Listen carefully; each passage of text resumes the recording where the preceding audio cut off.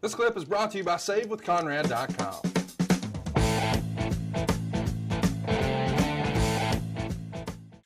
Let's go to the next match. We've got Moose teaming up with DeAngelo Williams to take on Eli Drake and Chris Adonis. We should mention that Chris Adonis is the former Chris Masters.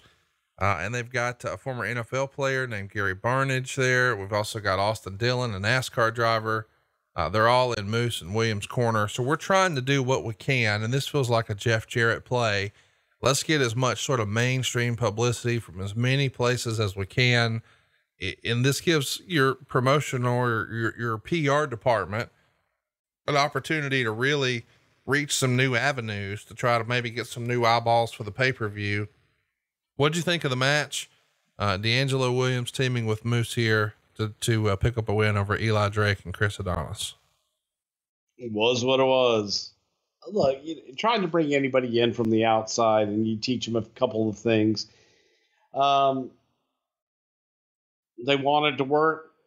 I think for what it was a good job had by all, but it just was what it was. Talk to me about Moose. Moose is a guy who it felt like once upon a time was going to be a real bright spot and was going to have quite a push with Impact. It feels like it's been a little stop and start. And a lot of folks wondered over the years when he had other opportunities, why he didn't go a different direction. What can you tell us about your opinion of Moose's work and what you expect from him in the future? Well, I don't know what to expect from him in the future because I will tell you at the time watching him, and I tried to talk to him while I was there, is that here's a big 300-pounder, big guy, impressive athlete that can do a lot of shit, but he just does it to show you that he can do it. And there's not really any rhyme or reason to why he does it. And when you see a big 300-pounder do a moonsault, do all these crazy flips every single match, after the 10th time I've seen it and it's boring. And he did so much stuff that it's like, okay, you're a big guy and you do all these flippity fly things. Okay. But I didn't see a lot of personality. And I do believe that Moose has personality. But I think that once he gets into the ring, he wants to show you what a great athlete he is. And he lacks psychology. I can't tell you what I haven't seen any of his stuff recently at all. I can only speak to that time there. And it's, well, it's worth mentioning. He was relatively new to wrestling when you saw him. He's got a little more seasoning on him now, and I'm pulling for him. Hope he does well, but his backstory with him being, an NFL player and somebody who had a pretty decent little run with the Falcons and then bounced around a little bit. It does feel like something that could be bigger, but so did once upon a time, Chris Masters. Now he's Chris Adonis. He had quite the run with WWE and was featured in a big way. And then, I believe he had some personal struggles here or there that he's thankfully pulled the nose up and he's living a great life now, but you had an opportunity to work with him here. What was it like to work with your old pal, the former Chris Masters here?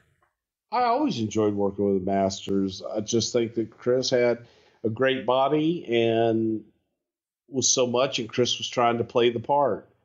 And Chris was actually kind of a shy guy in many respects. And that came across in his work that I don't think he ever really just let go.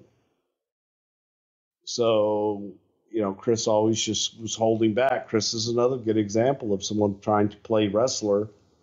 The human being, Chris Mordeski, is a very personable, fun guy. And I just never got the same personality out of his in-ring work. What about Eli Drake? This is a name that we haven't heard you talk a lot about. Allegedly, according to the rumor and innuendo, once upon a time, you guys didn't always get along. What can you tell us about Eli Drake? Me and Eli Drake? I met him here in TNA. So, as far as I know, all good experiences. I'm sorry? All good experiences. All good experiences with me. Yeah. 2 and at 3. least to my knowledge. And I thought he was a very talented guy, and thought he was good in the ring, thought he was good on the mic. 37 years old, Eli Drake is now. Of course, he did have a little bit of a run with WWE 2013 to 2014, but probably most notable for his Impact stuff. And I think, gosh, probably a year ago, he popped up with the NWA. So we hope he's doing well there when things get back to normal. Hey, it's Conrad Thompson. Thanks for checking out the podcast here on YouTube. Be sure to hit the subscribe button and the notifications bell so you get a notice anytime we upload some new content. And go save yourself some money right now. If you're in a 30-year loan or you have credit card debt, it's not a matter of if I can save you money. It's a matter of how much. Find out right now for free at SaveWithConrad.com.